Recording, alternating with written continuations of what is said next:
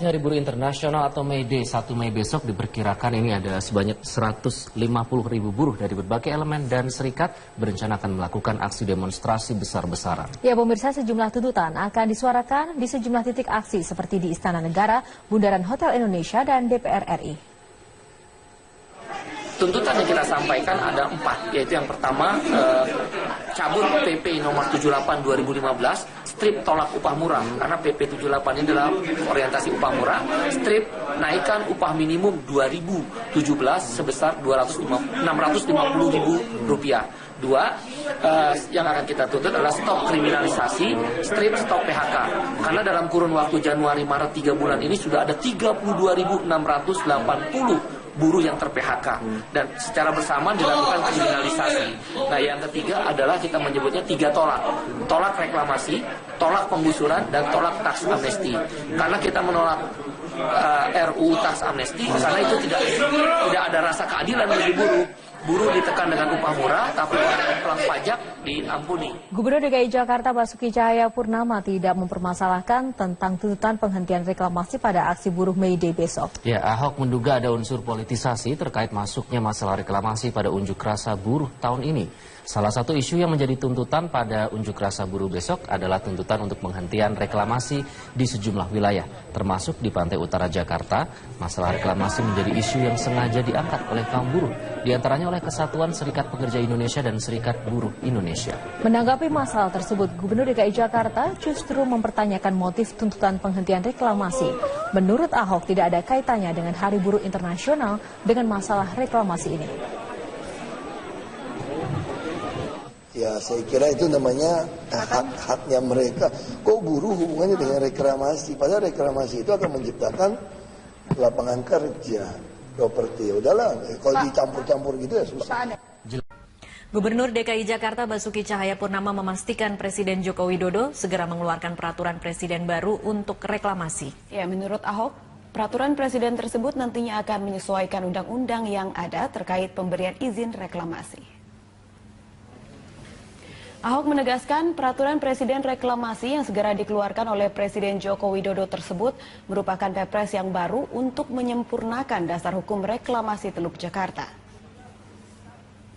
Peraturan presiden ini akan mengatur mengenai wilayah kerja pelabuhan dan lokasi strategis nasional di Teluk Jakarta.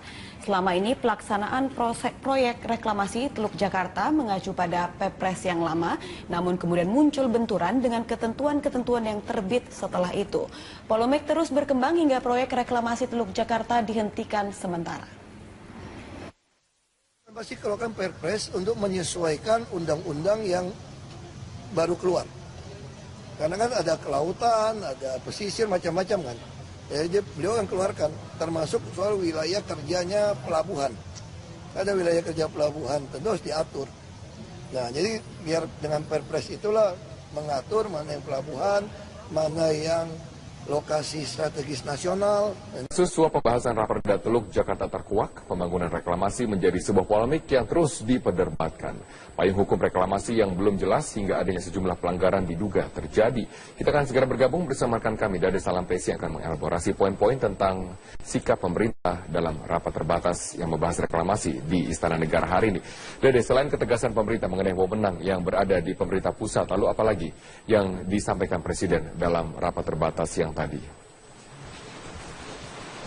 Dalam sambutan yang diungkapkan oleh Presiden Joko Widodo sebelum rapat terbatas terkait dengan reklamasi di Teluk DKI Jakarta ini, Presiden memang mengungkapkan atau menegaskan bahwa rapat terbatas yang dimulai pada pukul 1 siang tadi sama sekali tidak menyentuh aspek hukum.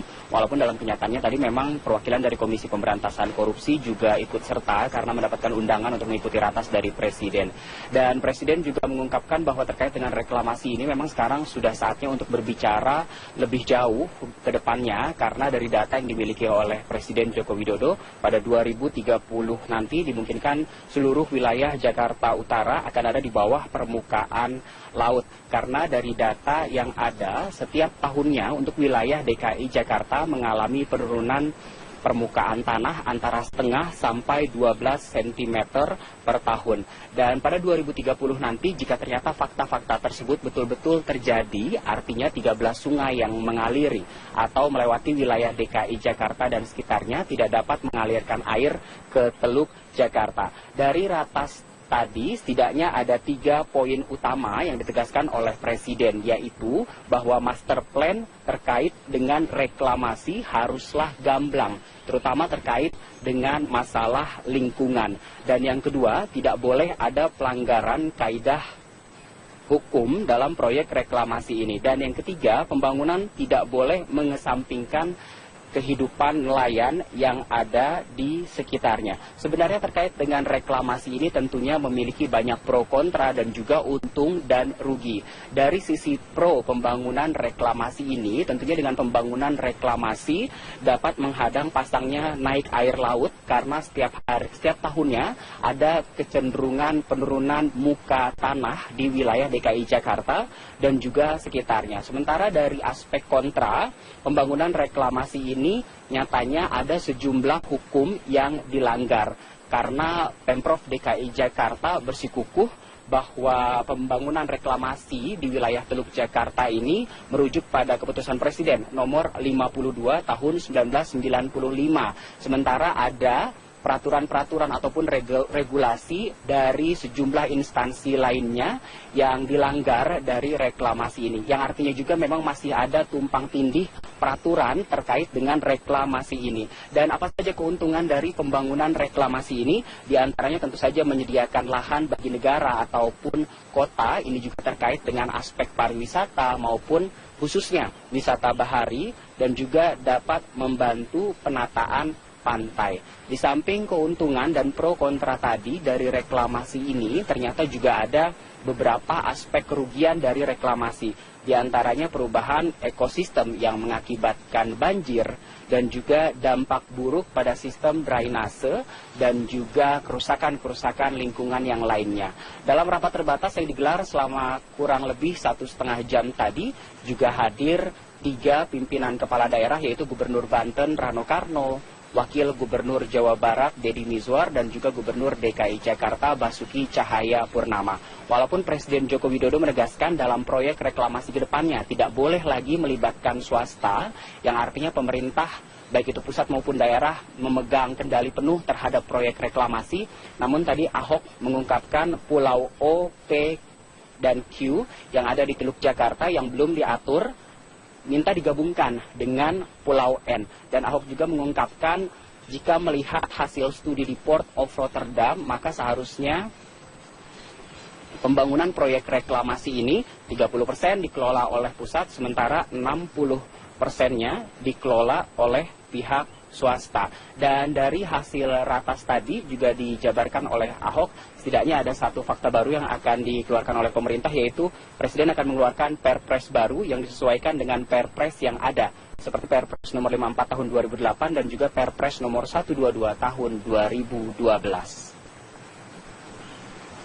Robert. Baik, terima kasih Dade. Salam Presi atas informasi dan langsung dari Istana Negara.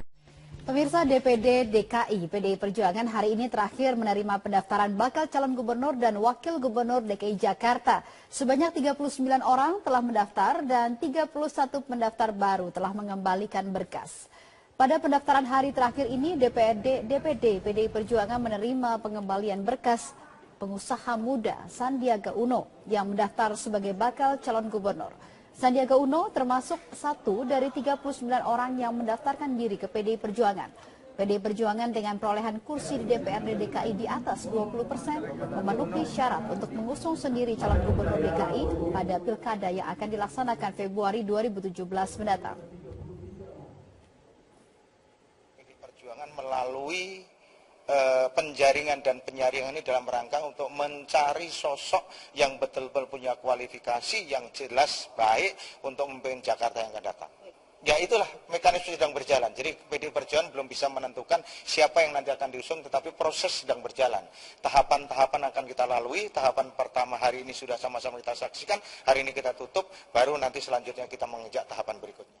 Gubernur DKI Jakarta Basuki Cahayapurnama tidak mempermasalahkan usulan Komisi 2 DPR yang akan menaikkan syarat dukungan calon independen dan menurunkan syarat calon dari partai politik. Ya, Ahok optimistis masyarakat tetap akan memilih yang terbaik untuk memimpin ibu kota pada 5 tahun ke depan.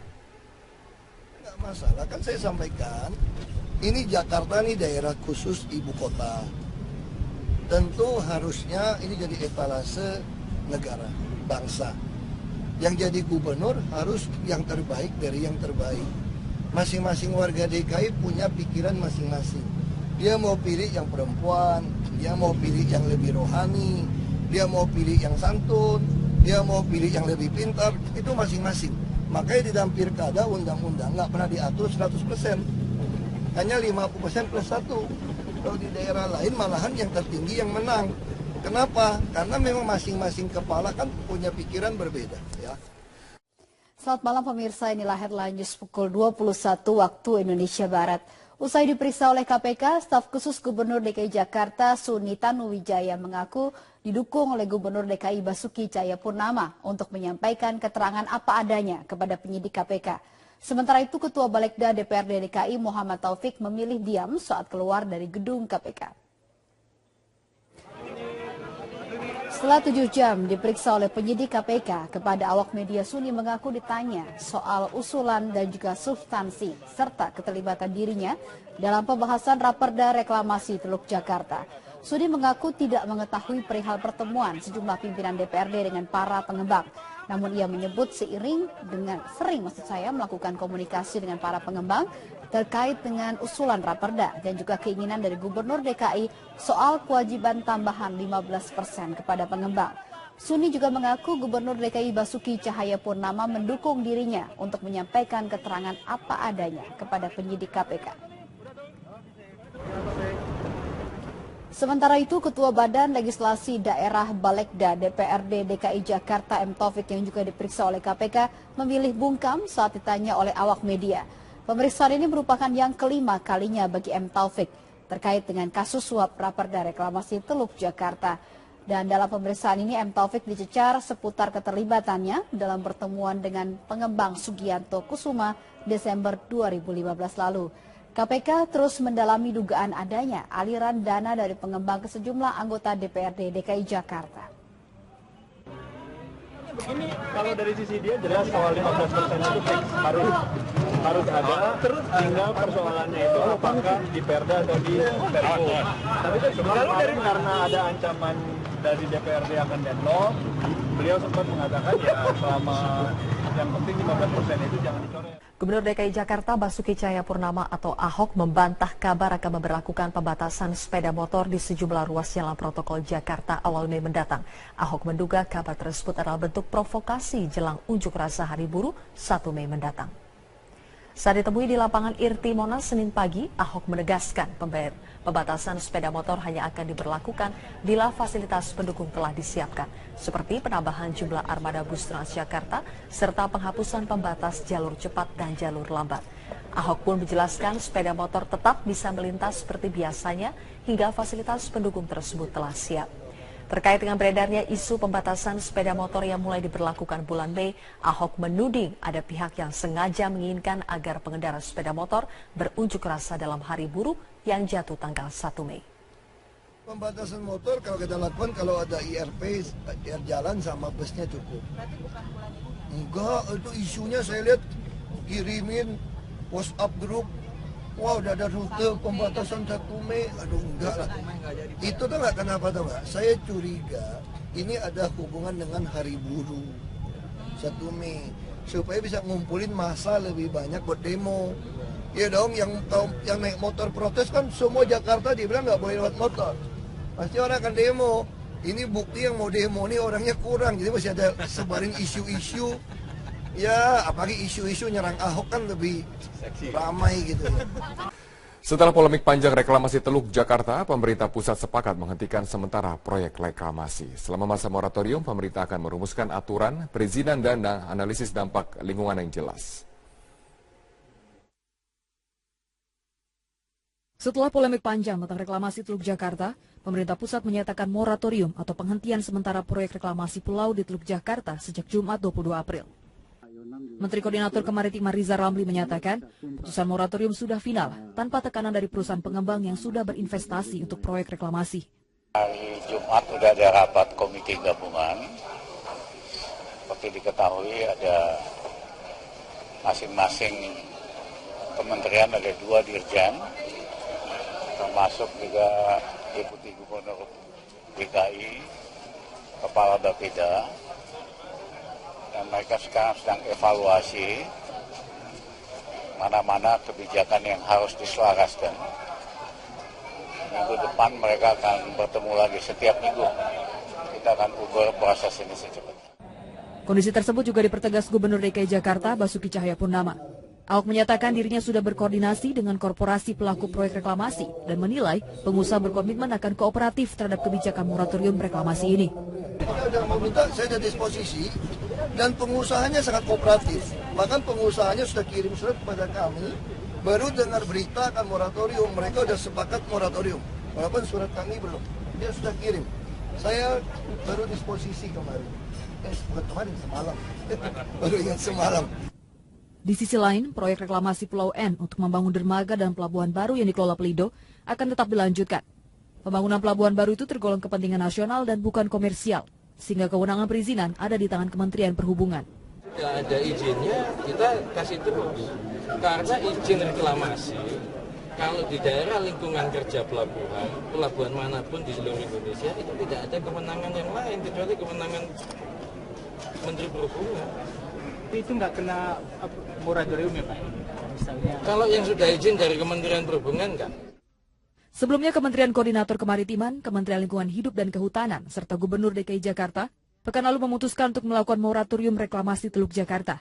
Hal ini dilakukan karena reklamasi belum mempunyai landasan hukum yang kuat, serta masih perlu dilakukan kajian analisis dampak lingkungan lebih lanjut. Tim Liputan Metro TV. Pemirsa, politikus PKS M. Idrus terus mencari dukungan dari partai lain untuk maju sebagai calon gubernur DKI Jakarta. Ya, meskipun kurang diperhitungkan PKS, M. Idrus yakin langkah politiknya akan direspon positif oleh sejumlah partai untuk berkoalisi, khususnya dengan Partai Keadilan Sejahtera. Partai Keadilan Sejahtera belum memiliki calon kuat untuk diusung sebagai calon gubernur DKI Jakarta pada Pilkada 2017 mendatang. Hingga kini PKS masih melakukan penjaringan terhadap sejumlah kandidat baik internal maupun eksternal partai.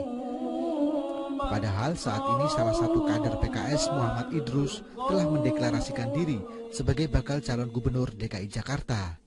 Presiden PKS Sohibul Iman tidak mempermasalahkan langkah Muhammad Idrus yang mencalonkan diri melalui partai lain. Oh, Pak Idrus termasuk, kan gini, ada calon-calon yang muncul dari aspirasi kader. Ya, dan mereka ada yang kader, ada yang non kader. Semua itu sudah kita brief. Silakan memasarkan diri masing-masing, ya, untuk bisa menarik masyarakat secara lebih banyak lagi. Sementara Muhammad Idrus sendiri mengaku sengaja mencalonkan diri melalui Partai Demokrat dan PDI Perjuangan karena mekanisme internal partai yang belum jelas. Terlebih kursi PKS di DPRD DKI tidak mencukupi untuk mengusung calon sendiri dan harus melalui koalisi dengan partai lain. Meski demikian, Idrus menunggu proses penjaringan dari internal partai PKS. Saya sadar sebagai kader Partai Keadilan Sejahtera, juga ini kan juga proses di internal partai. Nah, PKS sendiri hanya 11 kursi, Demokrat 10 kursi. Kalau Demokrat sama PKS aja udah baru 21 kan. Ini proses, yang jelas proses, dan juga bukan secara pribadi saja. Nanti kan terjalin komunikasi politik di antara seluruh elit partai politik. Selain kandidat internal, PKS juga masih mempertimbangkan sejumlah calon dari eksternal seperti Yusril Issa Mahendra dan Sandiaga Uno untuk dilakukan survei terhadap elektabilitas dan kapasitasnya sebagai calon gubernur DKI Jakarta. Dari Jakarta, Tim Liputan Metro TV. Sementara itu hari ini merupakan batas akhir DPD DKI PDI Perjuangan menerima pendaftaran bakal calon gubernur dan wakil gubernur DKI Jakarta. Untuk mengetahui berapa calon yang sudah mendaftar dan bagaimana proses selanjutnya, kita langsung bergabung bersama rekan kami Yasmin Alvina yang saat ini berada di DPD PDI Perjuangan DKI Jakarta. Yasmin, melihat berbagai hasil survei bahwa Ahok masih mengungguli lawan-lawannya, apakah PDIP percaya diri dengan calon yang akan mereka usung?